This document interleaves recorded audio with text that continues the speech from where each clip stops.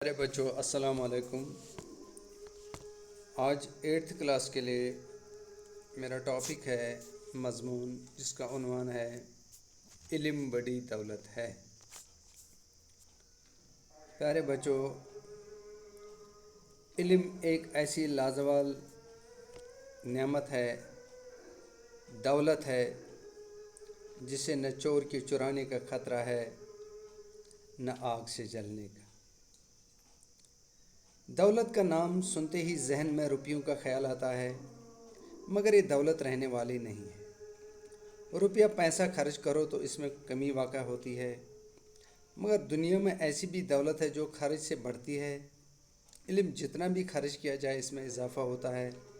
اس طرح دولت دو طرح کی ہے، حقیقی اور غیر حقیقی۔ غیر حقیقی دولت مال، روپیہ، حسن، جوانی ہے۔ یہ ساری چیزیں اس وقت کے گزرنے کے ساتھ جواب دیتے ہیں، ان کا واسطہ انسان کو صرف زندگی تک ہی محدود ہوتا ہے۔ مگر حقیقی دولت علم ہے، جس کے ذریعے انسان اپنے خالق کو پہچان سکتا ہے۔ اس کے ذریعے اچھے اور برے، نیک اور بد میں تمیز کر سکتا ہے۔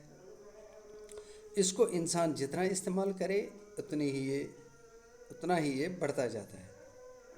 اس کی وجہ سے یادداشت تیز اور جذبہ انسانیت پیدا ہو جاتا ہے۔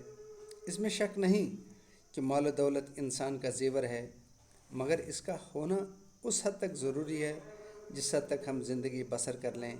اس کے برعکس علم کی دولت کی کوئی حد مقرر نہیں۔